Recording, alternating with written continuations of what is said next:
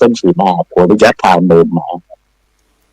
นั่นแหละมันเป็นสิ่งที่ละเอียดอ่อนคุณการที่คุณไปพูดไปกล่าวโจมตีไม่ให้ไปจะตัดงบประมาณหรืออะไรก็แล้วแต่คุณลองวิเคราะห์ให้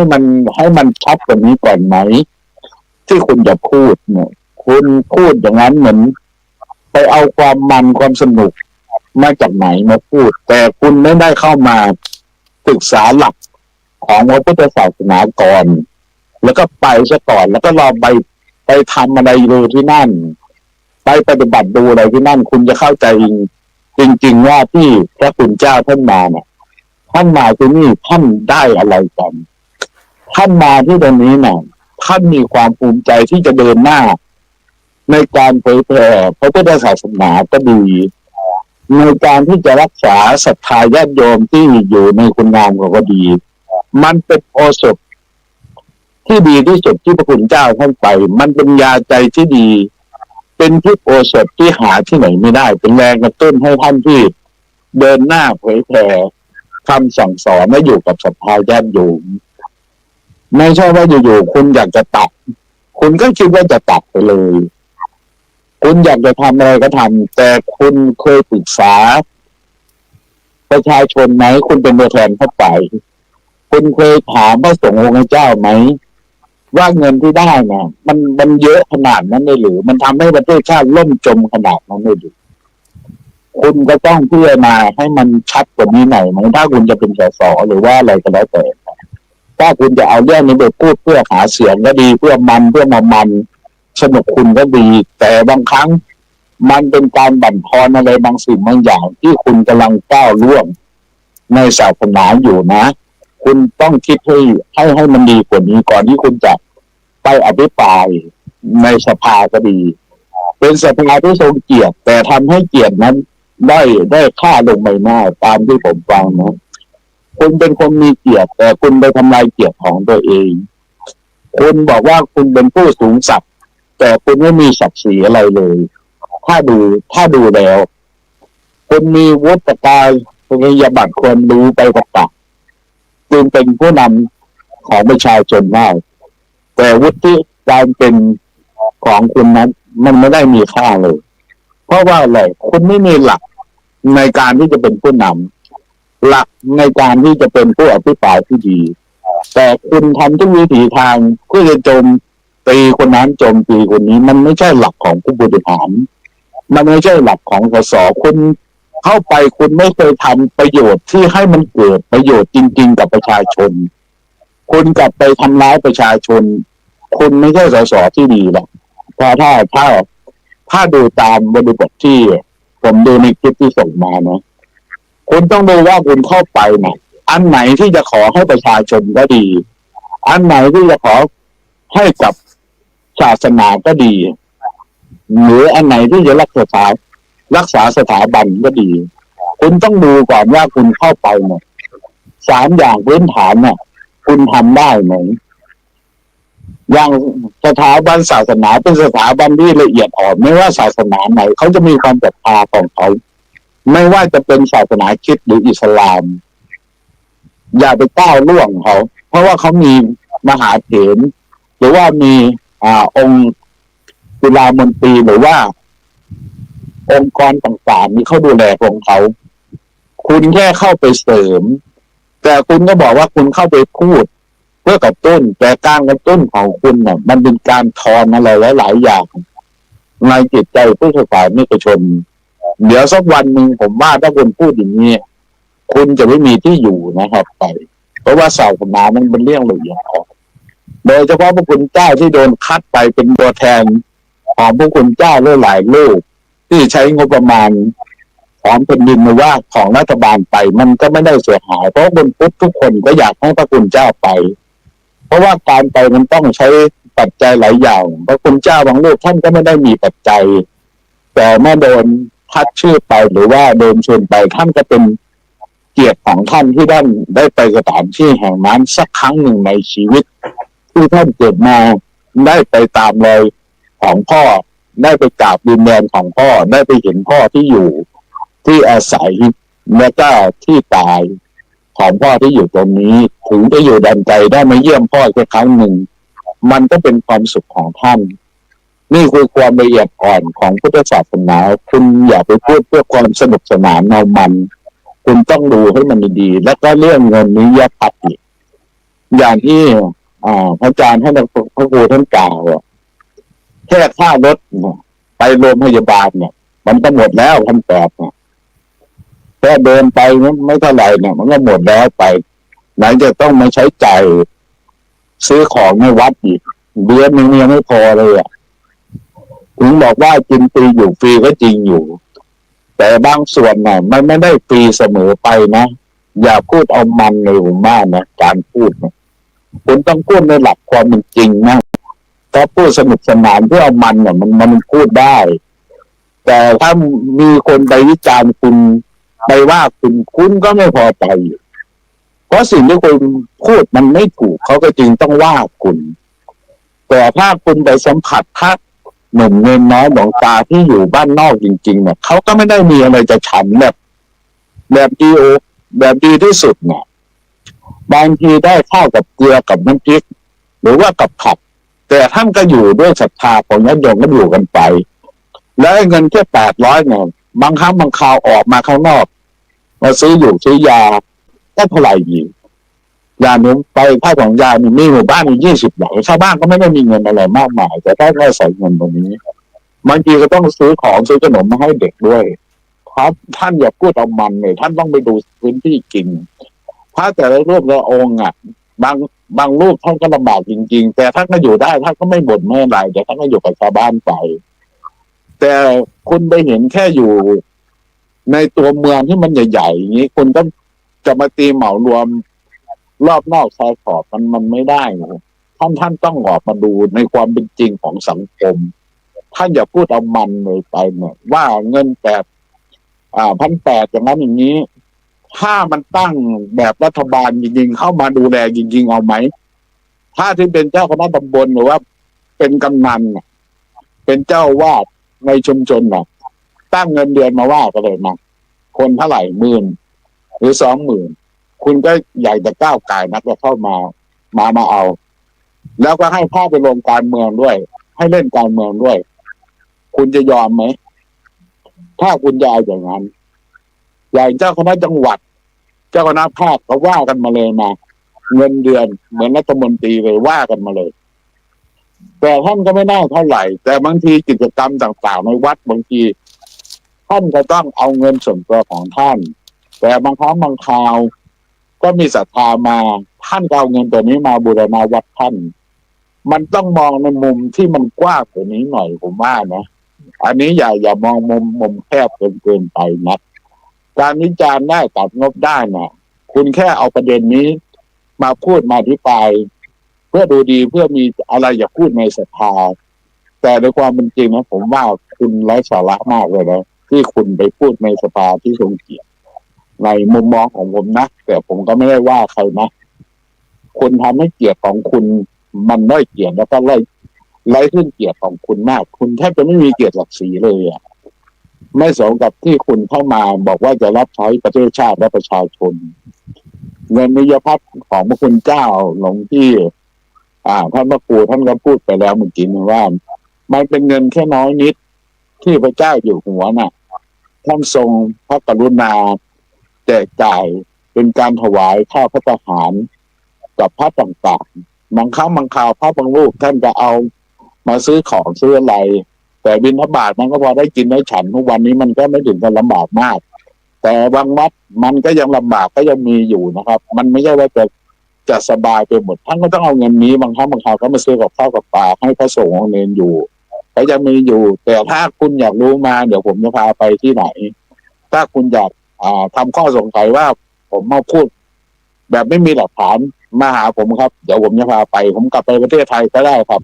ไปหาผมมาเลยครับที่วัดเดี๋ยวผมจะพาท่านขึ้นไปครับว่าพระเหล่านั้นท่านอยู่ยังไงว่าผมพูดเนี่ยไม่ใช่พูดลอยๆครับผมมีหลักฐานแล้วก็จะพาไปด้วยแล้วผมก็ไม่ได้พูดเพื่อเอามันปกป้องพระคุณเจ้าหรือว่าปกป้องอะไรหลายๆอย่างแต่ผมก็พูดในฐานะที่ผมเป็นพระรูปหนึ่งในพุทธศาสนา มันก็ต้องคุยกันด้วยเหตุด้วยผลในความเป็นจริงเราก็ไม่ใช่ว่าจะป้องหรือไม่ป้องแต่ในความเป็นจริงนั้นเราก็ต้องพูดอย่างนี้ในทางที่ถูกที่ควรแล้วทีนี้สิ่งต่างๆที่มันเกิดขึ้นทุกวันนี้มันเป็นกระแสครับมันเป็นกระแสขึ้นมาปั่นกระแสกันขึ้นมาแต่คุณไม่เอากระแสตัวนั้นมาพิจารณาก่อนที่คุณจะปั่นจะว่ากล่าวค่าต่างๆพระหนุ่มน้อยที่ท่านดีๆก็ยังมีเยอะแต่คุณไม่ออกแสวงหาหรือว่าคุณไม่หาเองคุณก็จะเอาข่าวแค่นี้มาไม่กี่คนแล้วคุณก็บอกว่าคุณเป็นพุทธคุณเกิดในประเทศไทยกี่ปีแล้วเรื่องเหล่านี้มันมาตั้งนานนะครับมันเป็นเรื่องปกติครับเพียงแต่ว่ามันเป็นข่าวนิดเดียวมันก็ไปแต่นี้คุณมาหยิบประเด็นนี้ขึ้นมาผมว่ามันจะเหยียบกันจนจมมันจะเอากันจนตายเลยหรือแล้วก็บอกว่าเป็นคนไทยด้วยกันรักษาไม่กี่กันผมว่าคุณไม่ใช่คนไทยนะถ้าคุณพูดอย่างนี้การอภัยของคุณมีไหมการให้โอกาสมีไหมนี่แหละครับคือสังคมที่มันเล่นสื่อเล่นคีย์บอร์ดกันเกินไปจะเรียนคำสอนจะเรียนคำสั่งจะเรียนคำพูดสิ่งที่ดีๆที่ปู่ย่าตายายบรรพบุรุษเคยกล่าวไว้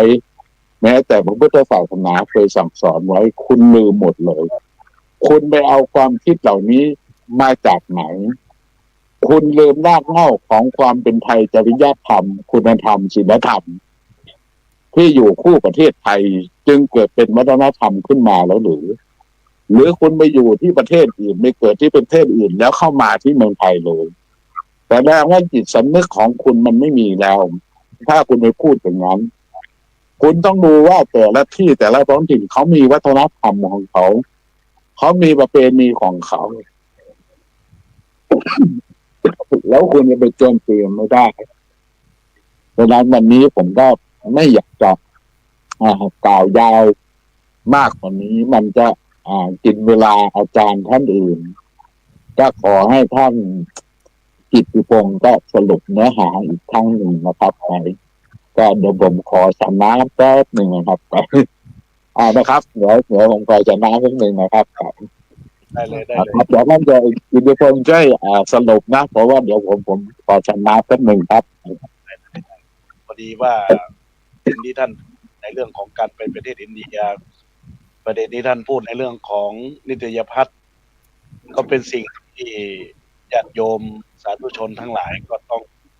เข้าใจไปด้วยกันหมดนะครับแล้วก็ประเด็นที่ทางท่านสสที่ได้พูดประเด็นก็เป็นตัวหนึ่งที่ไม่น่าจะพูดเหมือนกับท่านพูดนะเพราะว่าเราเป็นคนไทยด้วยกันถึงแม้เราจะต่างศาสนาเราก็ต้องไปด้วยกันแบบสันติภาพร่วมกันตอนนี้ก็ขอเจริญพรไปยังอาจารย์โอท่านอาจารย์พรชัยตุ้ยดงนะครับท่านอาจารย์ภูมิปัญญาเนาะท่านก็มีความรู้ในเรื่องของการไปประเทศอินเดียแล้วก็ท่านก็จะลองวิเคราะห์ให้เราได้ทราบเกี่ยวข้องกับเรื่องราวที่มันเกิดขึ้นในความทัศนคติของท่านนะครับเนาะก็ขอเจริญพรครับผมครับใบสานะครับสังฆาธิการแล้วก็ตัวเจ้าตัวตนเจ้าองค์นะครับอันเรื่องอินเดียเนี่ยผมไป5 ครั้ง 6 ครั้งแล้วนะครับไปถึงอุรุณจันทร์แล้วก็ผมนี่ค่อนข้างที่จะสนใจศาสนาทุกศาสนาแล้วก็สนใจศาสนาพุทธ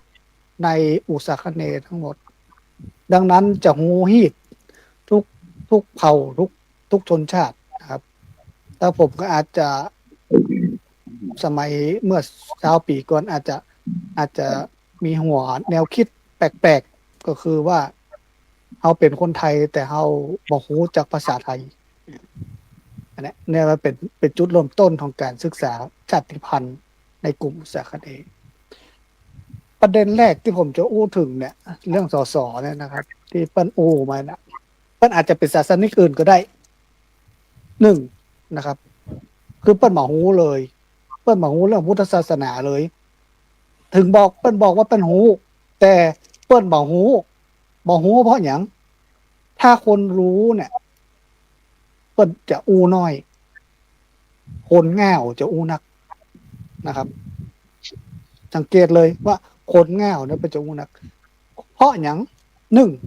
เปิ้นมาหูเรื่องสีสังเวยเลย ว่าเขาไปกราบเพื่ออย่างนะครับนี่อันเป็นประเด็นแรกที่เปิ้นอู้มาอันทำให้กินใจประชาชนสองเปิ้นบอกหูหน้าที่สรักษาผลประโยชน์ของประชาชนทุกเจ้าก็คือประชาชนเปิ้นลืมไปว่าทุกเจ้าเป็นประชาชนคนทึกนะครับและเป็นตัวแทนของประชาชนตัวประชาชนคือประชาชนในท้องถิ่นในกลุ่มชนในองค์กรนั้นๆเปิ้นบอกหูนะครับอันที่สามสสเปิ้นก็บอกหูตัวว่าสีสังเวนั้นน่ะ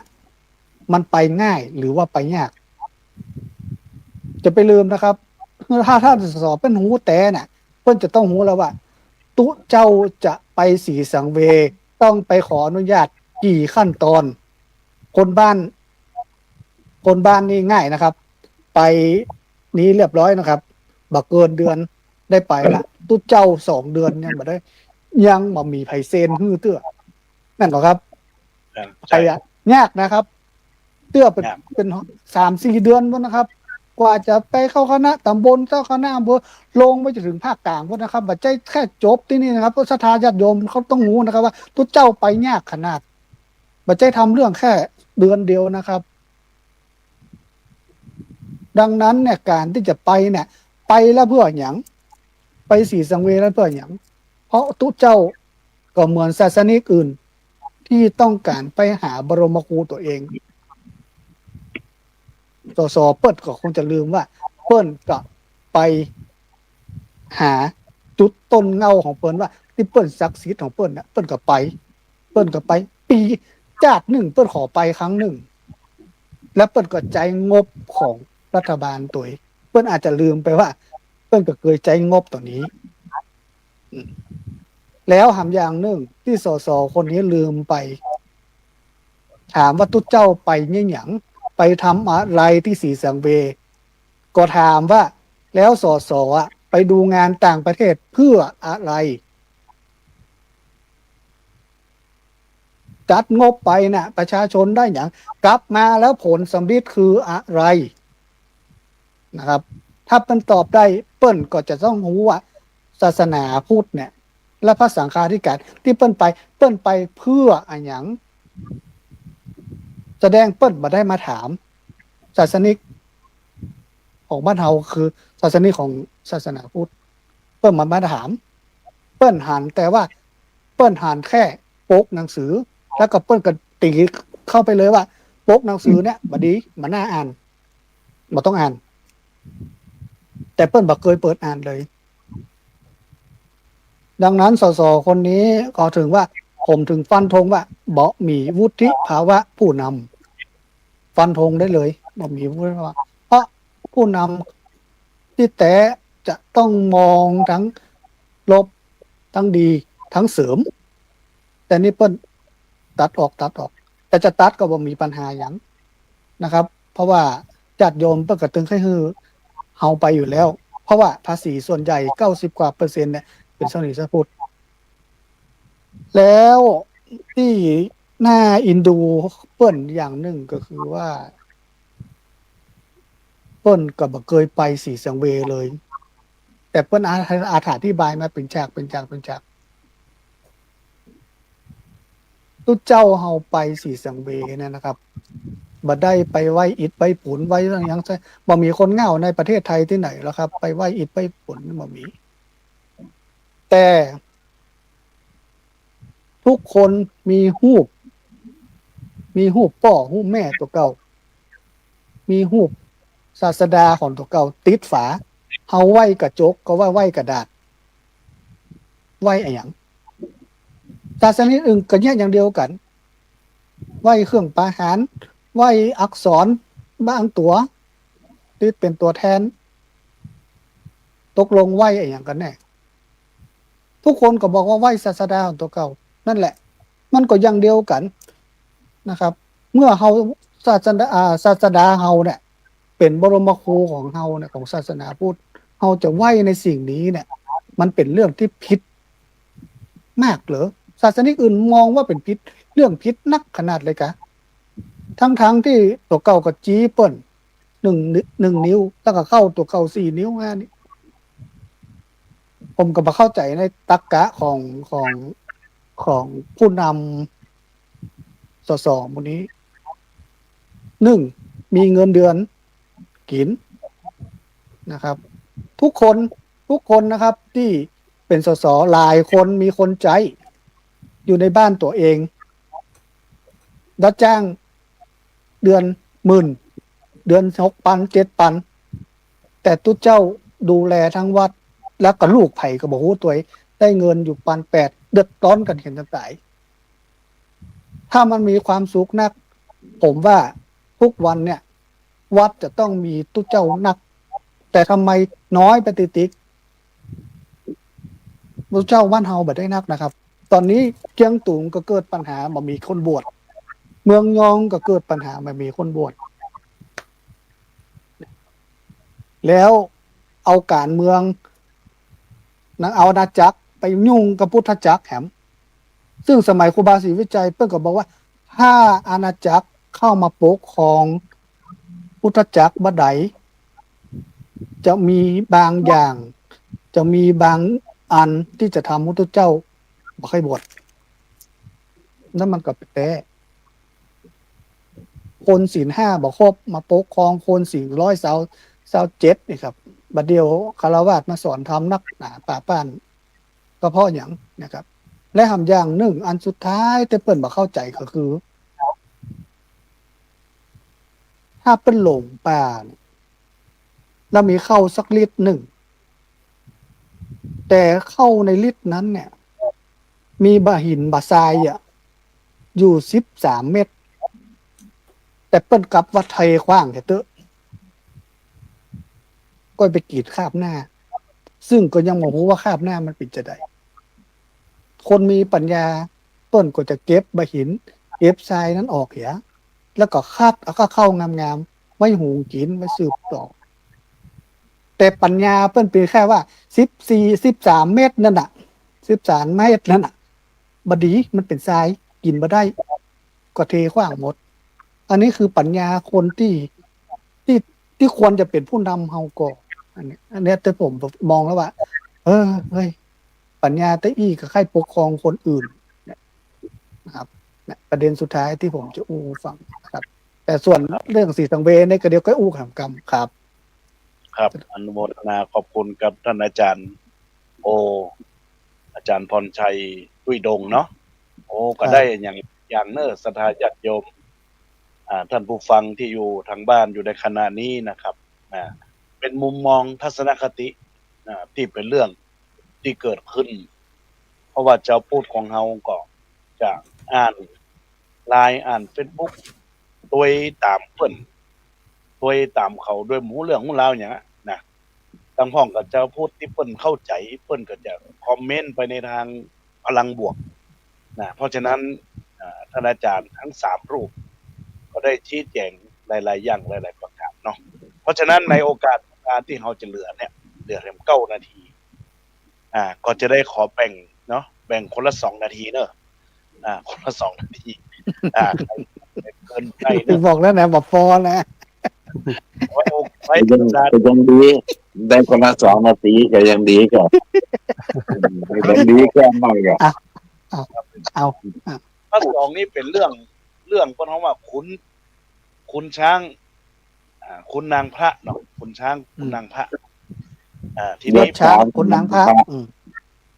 ประมาณนางพระก็เป็นคนก็มีประเด็นนับกัน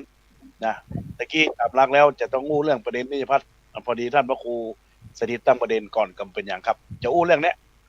จะอู้ว่าเปิ้นก็ว่าเรื่องยศเรื่องตำแหน่งเรื่องหน้าที่เรื่องชั้นตั้งแต่พระครูฐานะพระครูสัญญาบัตรไปจนทั้งเจ้าคุณอะไรพวกเนี้ยทำไมพระต้องมีด้วยหรือและก็พระบวชเนี่ยเพื่อลดละกิเลสตัณหาทำไมถึงต้องมีแล้วก็ยื้อแย่งตำแหน่งกันเหมือนกับฆราวาสญาติโยมเปรียบอย่างนี้นะครับ ราะฉะนั้นจะมีความคิดเห็นยังไงท่านสุรัตน์ก่อนเนาะท่านสุรัตน์ ได้ 2 นาที 2 นาทีเนอะ ครับมันเป็นงาน 2 นาทีนะ เลยเสียให้คนละนาทีก็ได้ไง ในในความคิดเห็นผมนอกครับ ไปเอาไทยดีกว่านะเมืองว่าค่อยจับอะไรนะไป มันเป็นการให้เกียรติแล้วก็ให้ความดีกับพระคุณเจ้า เพราะว่าท่านก็ยังไม่หลุดคำว่าสมมุติสงฆ์อยู่ แต่มันก็เป็นสิ่งหนึ่งที่จะให้ทำความดี เมื่อท่านทำความดีไปเรื่อยๆแล้วความดีตัวนั้นมันก็จะเป็นความภาคภูมิใจของตัวท่าน เมื่อถึงจุดหนึ่งแล้วความดีเหล่านี้ท่านก็จะไม่ไปยึดติดหรอกไม่ไปยึดติดในความดีที่มีต่อตนแล้วเมื่อถึงจุดหนึ่งท่านก็จะเห็นว่าทุกสิ่งที่ได้มานั้น มันก็แค่เป็นเครื่องจะลงใจเมื่อก่อนเราไม่รู้เราจึงอยากได้ พระเจ้าอยู่หัวท่านจึงพระราชทานให้ เพื่อจะให้รักษาความดีนะพระคุณเจ้าที่เนี้ยที่มหาวพิตรให้นะไม่ได้ว่าให้รุ่มหลงในยศถาบรรดาศักดิ์อะไรไม่ แต่เป็นการเชิดชูเกียรติพระคุณเจ้าที่ทำความดี มหาวพิตรหรือว่าไม่มีอะไรจะตอบแทนก็เอาเป็นอย่างนี้ก็แล้วกันถวายตรงนี้ให้เพื่อสมเกียรติกับพระคุณเจ้า ที่มีศีลจารวะอันงาม มีการปฏิบัติอันถูกต้อง มหาวพิตรนี้ก็เลยจึงอยากจะถวายตรงนี้ให้ แล้วก็ให้มหาวพิตรนั้นได้ทำคุณงามความดีกับพระคุณเจ้า ด้วยการถวายนิยพัฒน์เพราะว่าบางครั้งบางคราวมหาวพิตรหรือว่าพระเจ้าแผ่นดินไม่ได้ไปถวายภัตตาหารก็ขอพระคุณเจ้ารับนิยพัฒน์นี้ ไปใช้จ่ายในวัดวาอารามของพระคุณเจ้า เพราะว่าพระคุณเจ้านั้นมีการปกครองที่สูงขึ้น ลูกพระลูกเนรฆราวาสญาติโยมก็อาจจะเลี้ยงดูก็ถวายตามตอนนี้ที่ดูแลปกครองขึ้นมา อันนี้ตั้งหากที่ผมว่าที่ท่านให้แต่ท่านไม่ได้ให้ว่าต้องมาหลงในฐานะตรงนั้นตรงนี้ในยศตรงนี้ แต่ให้เป็นการเชิดชูเกียรติท่านแต่เราก็ไปมองว่าพระเดี๋ยวนี้หลงยศหลงอำนาจหลงเงินตาหลงหลายสิ่งที่เข้ามาแต่ความหลงนั้นเกิดเป็นความมัวเมาอยากได้ยศอยากได้ลาภอยากได้ชื่ออยากได้ตำแหน่งมันก็จึงแข่งกับชาวโลกอันนี้ก็โดนสังคมวิจารณ์เข้ามาแต่ถ้าสิ่งที่บางรูปบางองค์หรือว่าบางคณะบางส่วนเป็นเราก็ต้องแยกเราอย่าไปเอารวมกันหมดพระก็คือมนุษย์คนหนึ่งลูกชาวบ้านคนหนึ่งที่บวชเข้ามาทำหน้าที่ตัวนี้หรือว่ามาเรียนตัวนี้เพื่อจะสอบแต่บางคนก็สอบผ่านบางคนก็สอบไม่ผ่านก็อย่าไปว่าครับโอกาสหน้าท่านก็ยังมีโอกาสสอบได้ใหม่นั่นคือการประพฤติบางลูกก็ปฏิบัติได้บางลูกก็ปฏิบัติยังไม่ได้แต่ท่านก็ไม่ละความเพียรที่จะปฏิบัติไปส่วนยศถาบรรดาศักดิ์ มันเป็นเรื่องของการกระทำคุณงามความดีพระเจ้าแผ่นดินเป็นการเชิดชูขึ้นมาให้กับศรัทธาญาติโยมมากพระรูปนี้นะดีนะมหาวพิตรก็เลยแต่งตั้งท่านให้สมเกียรติคุณงามความดีของท่านเพราะแค่นั้นเองแต่ทุกวันนี้มันก็ มีหลายประเด็นเข้ามามันก็เป็นการแย่งยศแย่งตำแหน่งแย่งฐานะแย่งศักดิ์แย่ง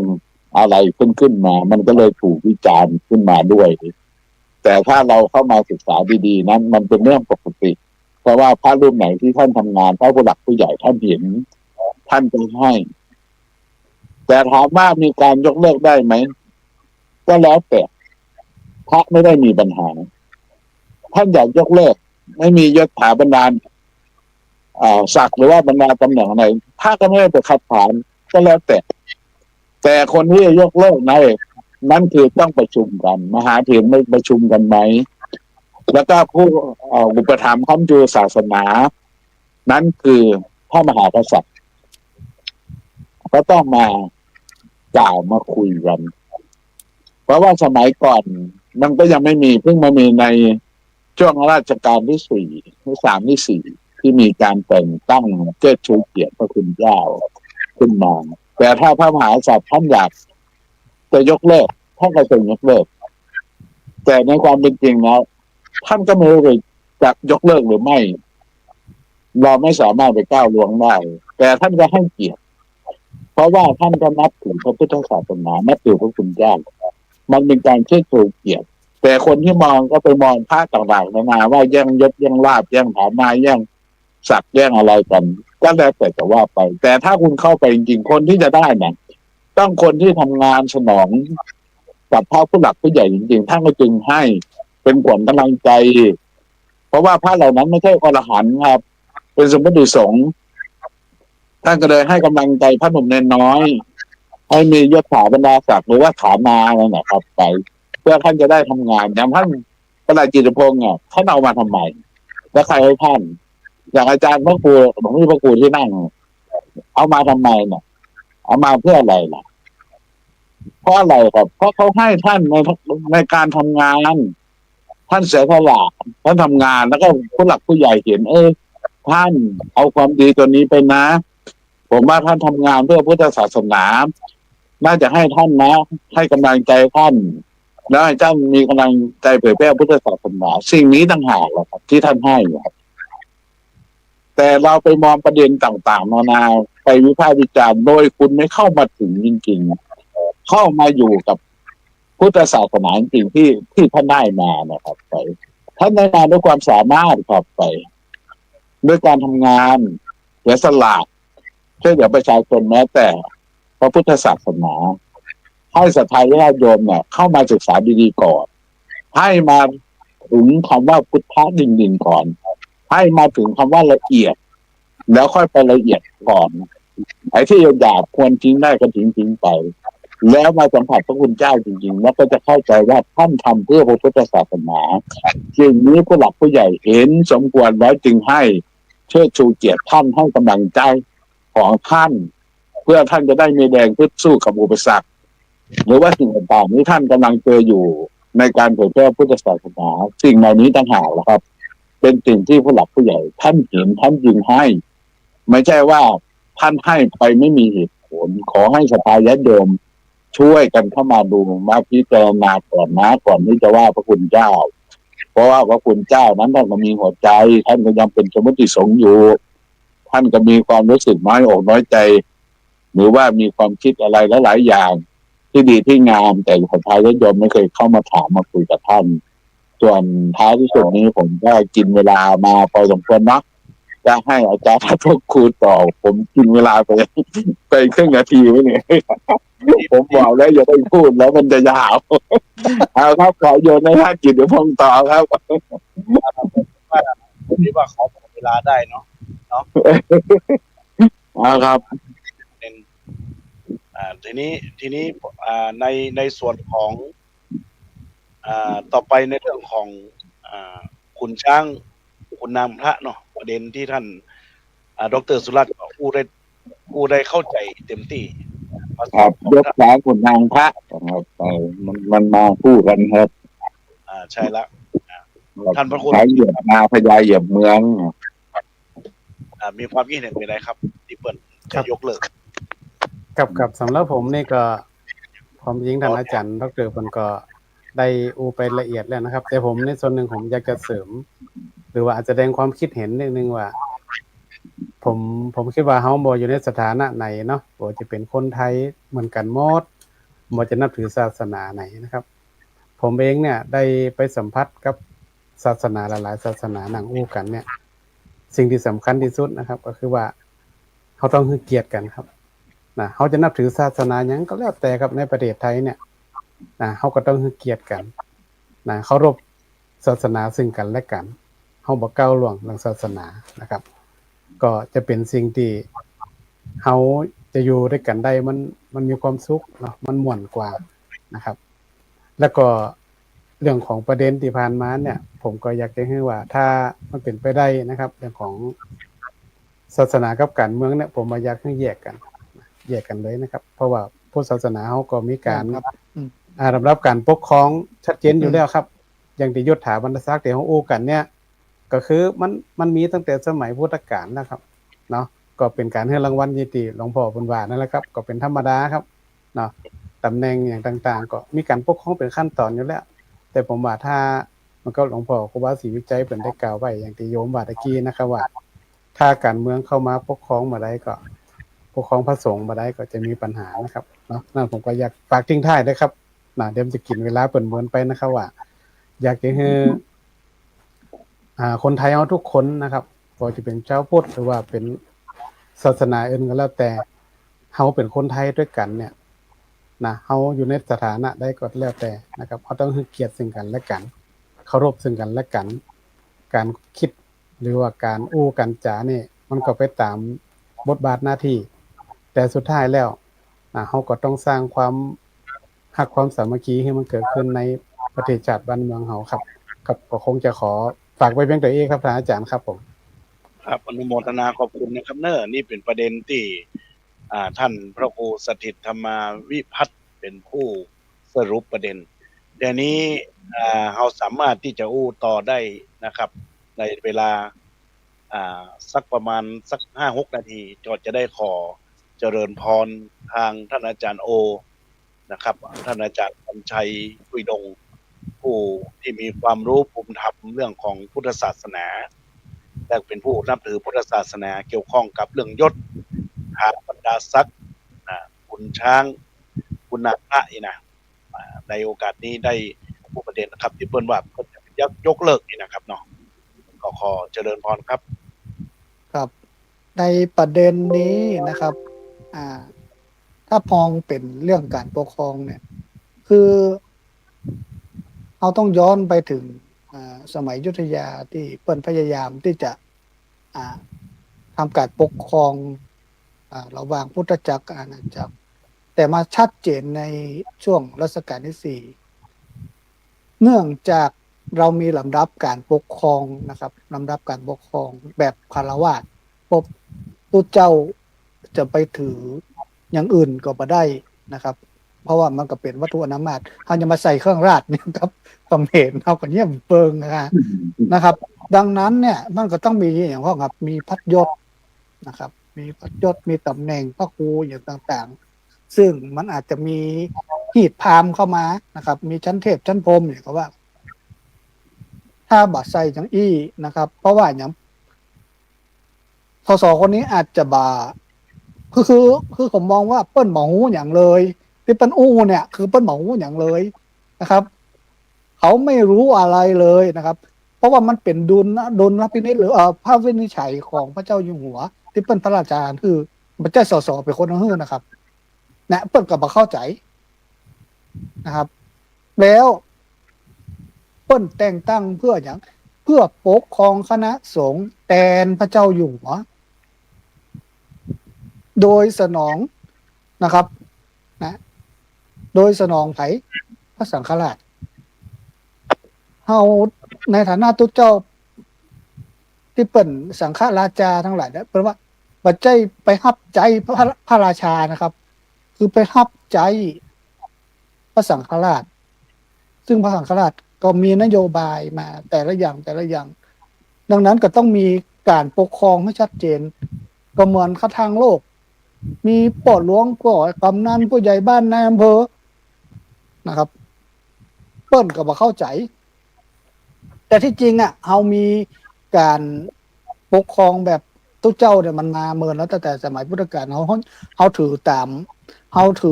มพรรษาบ้านเฮาก็มีหมวดโบสถนะครับ10หมวดโบสถขึ้นมาเป็นแขวงเจ้าแขวงเจ้าแขวงเจ้าอย่างก็ว่ากันไปสังฆราชา1สังฆราชา2สังฆราชา3ไปจนถึงสังฆราชนะครับแล้วยศตำแหน่งนี้จะหูได้จะได้ว่าอันนี้มันเป็นสังฆราช เพื่อก็สร้างทัพพัดยศขึ้นมานะครับตลปัดขึ้นมาเขาจะมาใจอย่างกับคนบ้านกับได้สายสะพายนะสีเป็นสีอ่ะนะครับ เครื่องราชเนี่ยเหรียญต่างๆเนี่ยเขาก็ใจไม่ได้ทุกเจ้ามันใจไม่ได้สักอย่างเนี่ยวัตถุอนามาตเนี่ยเปิดก็ยังไม่เข้าใจเลยครับนั่นนะดังนั้นเนี่ยไอ้เรื่องอันนี้ถ้าจะเลิกก็ยกเลิกได้ก็มีปัญหาอย่างเพราะทุกเจ้าเขาก็มีการปกครองกันเป็นลำดับหมวดอุโบสถกลับไปคืนสู่สภาพเดิมก็ได้ซ้ำจะดีกว่าถ้าเกิดแต่งตั้งจากส่วนกลางมาแล้วทุกเจ้าบ่ดีหรอกกับปกครองกันลำบากนะหมวดอุโบสถในโบราณเนี่ยในหมวดอุโบสถเนี่ยเพิ่นนับพรรษานะครับ นับพรรษานับอายุพรรษาเซตเนี่ยมีความรู้เรื่องศาสนาตะใดมีความรู้เรื่องพระเวทตะใดเพิ่นถึงจะแต่งตั้งขึ้นมาเป็นครูบาอาจารย์ในแขวงต่างๆนั้นนะครับ ดังนั้นเนี่ยผมจึงสรุปว่าสสคนที่เปิ้ลมาเข้าใจอย่างเลยสักอย่างนะครับ ดังนั้นเนี่ยก็คือเปิ้ลไปศึกษาดีๆก่อนค่อยมาวิจารณ์ใหม่นะครับ แต่ถ้าเปิ้ลจะยกเลิกก็แล้วแต่ก็หาเหตุผลอันที่อันที่สมควรเอามาอู้กันใหม่แต่เปิ้ลไปทำกันบ้านดีๆก่อนนะก็ให้มาอู้กันใหม่นะครับเลยอธิบายให้เปิ้ลว่าเนี่ยมันเป็นอย่างนี้เรื่องยศถาบรรดาศักดิ์หมดเนี้ยมันเป็นอย่างนี้เพราะมันเป็นเรื่องการปกครองของฝ่ายบ้านเมืองที่เป็นมอบเพื่อฝ่ายพุทธจักรครับอาจารย์ครับครับท่านอาจารย์โอขอถามหน่อยว่าอย่างประธานสภาเนี่ยเพิ่นบ่ได้อู้เลยครับว่าเหตุผลที่เขาอู้มาในเรื่องประเด็นเนี่ยประธานสภาบ่ยืนอู้เพื่อตอบโต้อย่างเลยครับแล้วสสมันมีหน้าที่รับฟังครับแล้วสสที่เป็นผู้พูดว่าได้แย้งกันการมันเป็นมันเป็นการประชุมงบประมาณกันมันมีการประชุมไว้วางใจกันอย่างไรเป็นเสนอยติบ่ได้ครับยติว่าจะเอาหรือบ่เอาถ้าเอาก็ยกมือฮือถ้าบ่เอาถ้าเอาก็ยกมือฮือถ้าบ่เอาก็ยตินี่ก็ตกไปนะครับแล้วบ่ได้แล้วมาที่เขาอู้ไปเนี่ยที่เขาจะยกเลิกกันอย่างหลายๆประเด็นเนี่ยมันต้องยกมือครับยกมือกับดูสภานะครับมาได้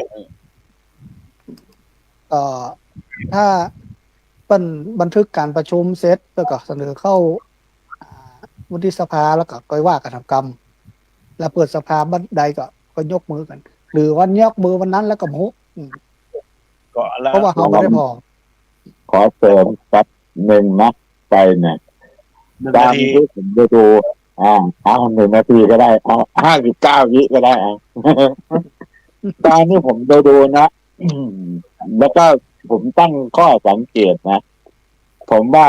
ไม่ผ่านครับยังไงประธานก็ดีสสในนั้นก็ดีท่านคงไม่ยกมือครับเพราะว่าท่านมีการยื่นหนังสือกับคณะรัฐมนตรีแล้วก็อาจารย์ดร.นิยมก็เป็นแกนนำกับกลุ่มชาวพุทธหลายคนไปยื่นหนังสือละออกมาประท้วงกันแล้วว่าออกมาให้ความเห็นว่ามันไม่สมควรถ้าจะไล่จริงๆเงิน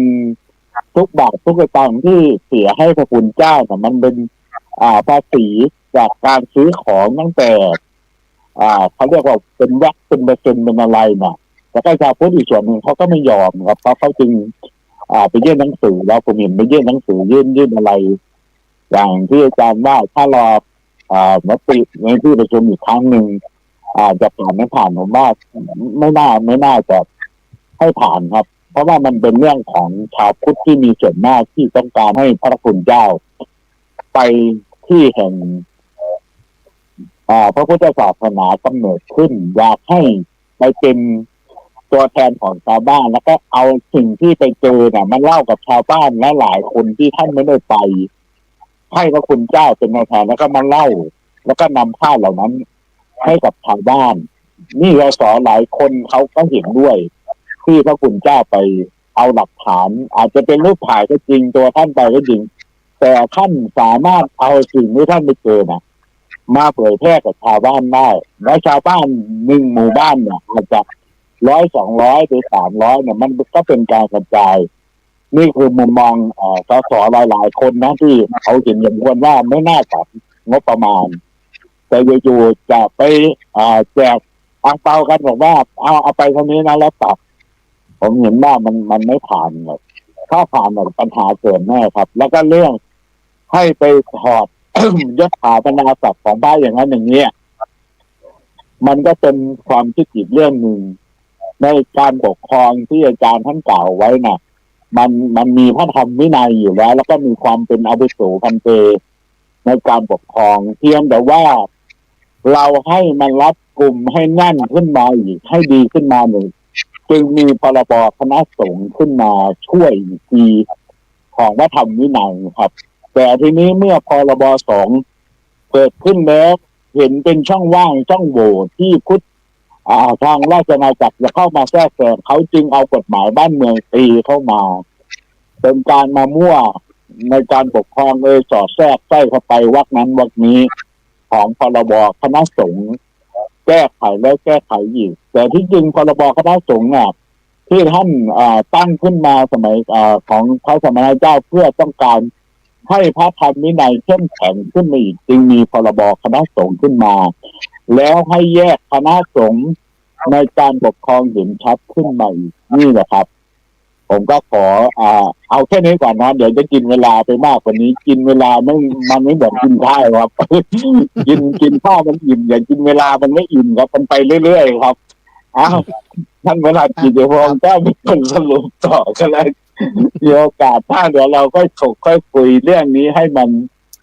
กระจ่างชัดกับศรัทธาชาวพุทธของเราพี่น้องชาวพุทธของเราเพราะว่าได้อาจารย์ทั้งสองท่านแล้วก็ได้วิทยากรดำเนินรายการผมว่ารายการนี้ก็น่าจะเป็นความรู้มีเนื้อหาสาระกับชาวพุทธของเราที่บางคนก็ยังตื่นหลับตื่นศรัทธาก็ยังโผล่เหมือนเต่า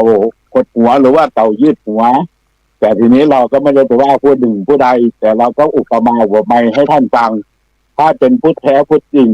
ก็ขอให้เป็นพุทธที่มีแก่นสารสาระเหมือนแก่นไม้แก่นทองคำเป็นประดู่แก่นจันทร์ดังนั้นแก่นที่ดีที่สุดก็คือเป็นแก่นสาระของพระพุทธศาสนาโยนเวลาให้ท่านกิติพงษ์นะผมเดี๋ยวจะยาวครับอนุโมทนาของดร.สุรัตน์อาจารย์ก็พูดประเด็นก็เหมือนกับสรุปไปหมดละศรัทธาญาติโยมเข้าใจแต่ว่าจะขอโยนประเด็นไปท่านพระครูสถิตธรรมาวิพัฒน์เนาะจะได้เฉลี่ยในการพูดในการเคลียร์ก็เป็นประเด็นสุดท้ายละนะครับประเด็นสุดท้ายละพอละเนาะจะขออีกประมาณ5 นาทีแล้วก็ให้ท่านพระครูสถิตธรรมาวิพัฒน์ได้สรุปแล้วก็จบรายการนะครับก็ประเด็นที่จะถามแห่งกรรมนี่เป็นประเด็นที่เกี่ยวข้องกับที่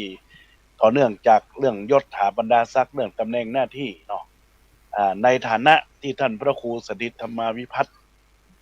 ท่านเป็นพระครูสัญญบัตรเนาะปัจจุบันเจ้าคณะตำบลชั้นโทเนาะอาจารย์เนาะมันเนาะชั้นเอกแล้วกันจันตีอยู่จันตีเนาะมาจากวัดราชชั้นเอกเนาะอาจจะถามประเด็นว่าในกรณีที่มันเกิดขึ้นที่เกี่ยวกับยศถาบรรดาศักดิ์พระสงฆ์องค์เจ้าพัดยศเนี่ยที่เขาอู้ล่ะที่ตะกี้พูดนั่นหมายว่าเป็นการให้เกียรติทีนี้อยากจะถามว่าถ้าในกรณีต่อไปเนี่ยถ้าหากว่าเพิ่นยกเลิกก็ดียกเลิกก็ดียังอยู่เนี่ยในฐานะที่ท่านอาจารย์สถิตว่าเป็นผู้ที่ทำงานเนาะทำงานจึงได้ยศตำแหน่งหน้าที่ขึ้นมาก็อยากจะถามประเด็นและก็คือท่านได้วิเคราะห์ออกมาว่าในส่วนเนี้ยมันเป็นส่วนดีต่อพระสงฆ์เป็นส่วนดีของศรัทธาญาติโยมที่อันเกียรติของพระสงฆ์ของเจ้าเฮาก่อนนิมนต์ครับผมถ้าความคิดผมนะครับอาจารย์ผมคิดอย่างนี้เนาะศรัทธาญาติโยมว่าพระสงฆ์เขาทำงานทุกวันนี้เนี่ยเขาไม่ได้ทำงานเพื่อหวังเพื่อยศถาบรรดาศักดิ์ตำแหน่งอย่างต่างๆแต่ท่านอาจารย์อย่าลืมว่า เป้าหมายจริงๆของเฮาเนี่ย เราบวชมาเพื่ออะไร ผมว่าส่วนใหญ่เนี่ยเขาก็ต้องนึกถึงพระพุทธศาสนานะครับว่าเขาบวชมาแล้วเขาจะสืบทอดกรรมธรรมะคำสอนของพระพุทธเจ้าจะได้ที่พระองค์ได้ตรัสไว้ครั้งสุดท้ายว่า พระธรรมวินัยเนี่ยเป็นตัวแทนของพระองค์นะครับนะอันนี้คือเป้าหมายนะเพื่อเขาจะได้เผยแผ่พุทธศาสนาจะได้ให้มันได้ไปกว้างไกลที่สุดเหมือนกับที่พระพุทธเจ้าของเขาเนี่ยได้ไปเผยแผ่ธรรมะคำสอนโอ้หลายที่หลายแห่งเขาก็ฮู้อยู่นะครับนะที่เพิ่นได้เดินทางไปเผยแผ่เรื่องยศถาบรรดาศักดิ์เนี่ยผมว่าอาจจะเป็นส่วนหนึ่งที่อาจจะคือกำลังใจพระทำงานนะอย่างที่ท่านอาจารย์ดร.ผมพูดตะกี้นะครับนะสำหรับผมเนี่ยผมมีก็ได้บ่มีก็ได้ครับแต่ว่าเฮาในฐานะที่เป็นพระสงฆ์เนี่ยแล้วก็ชาวพุทธเนี่ยเฮาต้องช่วยกันรักษาพระพุทธศาสนาของเฮาเนี่ยคือมีความมั่นคงแล้วก็คืออยู่ได้จะได้ที่คือมันเหมือนที่สุดอย่างที่เฮามาอู้กันนะครับว่าธรรมะคำสอนของพระพุทธเจ้านี่มันเป็นสิ่งที่สำคัญนะที่เขาจะต้องช่วยกันสืบทอดสืบต่อแล้วก็ได้มาเผยแพร่ให้กับพุทธศาสนิกชนได้เข้าใจความจริงพุทธศาสนาเขาเนี่ยพุทธเจ้าเพิ่นฝากไว้พุทธบริษัท4นะครับบ่ได้ฝากกับพระสงฆ์องค์เจ้าอย่างเดียวหมายถึงอุบาสกอุบาสิกามันก็โยมติดเฮานั่งอู้กันเนี่ยตัวก็ฝากไว้ตัวน่ะฝากไว้ตัวครับบ่ได้ว่าให้เป็นความหวังของพระสงฆ์องค์เจ้าอย่างเดียวเพราะนั้นเนี่ยโดยสรุปแล้วเนี่ยผมก็คิดว่าพระสงฆ์เฮาส่วนใหญ่เนี่ยทำงานเพื่อรักษาพระพุทธศาสนานักกว่าที่จะทำงานเพื่อยศถาบรรดาศักดิ์เหล่านั้นนะผมว่ามีก็ได้บ่มีก็ได้ครับตรงนั้นเนี่ยมันบ่ได้เป็นประเด็นสำคัญนะถ้าว่าชาวพุทธหรือว่าในหลวงเพิ่นหันความดีความงามของเฮาเพิ่นก็พระราชทานให้นะครับที่หันแก่พระสงฆ์องค์เจ้าดีในการเผยแผ่ธรรมะคำสอนนะเป็นบุคคลหนึ่งที่ได้ช่วยกันส่งเสริมคุณงามความดีส่งเสริมให้คนนั้นปฏิบัติหรือว่าประพฤติดีนะแล้วก็จะยังให้สังคมเฮามีความทุกข์มีความเจริญแล้วก็มีความปรองดองสมานฉันท์ด้วยนะครับอันนี้คือผมว่าน่าจะเป็นลักษณะอย่างนี้มากกว่าครับเป้าหมายเฮาก็คือเฮาจะรักษาพุทธศาสนาได้จะได้ให้อยู่เหมือนที่สุดครับก็คงจะขอสรุปตัวเองครับผมครับขออนุโมทนาขอบคุณในโอกาสนี้เฮาได้ดำเนินรายการมานะครับเป็นเวลา1 ชั่วโมง 20 นาทีก็คงจะได้ขอจบรายการไว้เพียงแค่นี้ก็คงจะเป็นการสรุปและประเด็นวิเคราะห์ในประเด็นที่ร้อนแรงของเจ้าพุทธของเฮาแล้วก็เป็นสิ่งที่เจ้าพุทธของเฮาก็จะต้องเข้าใจที่พระคุณเจ้าทั้งสองท่านอาจารย์ได้อาจารย์คารวะได้เป็นผู้อธิบายหลายๆอย่างหลายๆประเด็นเพื่อได้เกิดแสงสว่างตาสว่างหูสว่างใจสว่างนะครับต้องขอขอบคุณท่านพระครูสถิตธรรมาวิพัฒน์เจ้าคณะตำบลพิชัยเขต3เจ้าวาดวัดพระอาจารย์สุรัตน์ดร.สุรปัญโยนะครับที่ได้ร่วมรายการและขอขอบคุณท่านอาจารย์โออาจารย์พรชัย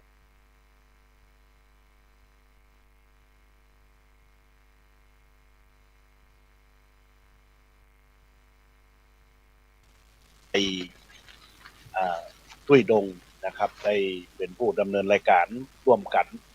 ในโอกาสหน้าสัปดาห์หน้าถ้าหากว่ามีโอกาสเราก็จะได้เริ่มประเด็นนะครับประเด็นร้อนแรงหรือว่าประเด็นที่มันขับเคลื่อนเข้ามาในเรื่องของการคุ้มครองพุทธศาสนาในสุดท้ายนี้ก็อ้างเอาให้คุณพระศรีรัตนตรัยมีคุณพระพุทธพระธรรมพระสงฆ์จงช่วยปกปักคุ้มครองรักษาศรัทธาญาติโยมอุบาสกอุบาสิกาทุกคนทุกท่านมีอายุวันนะสุขภะตลอดกาลละนานเทอญ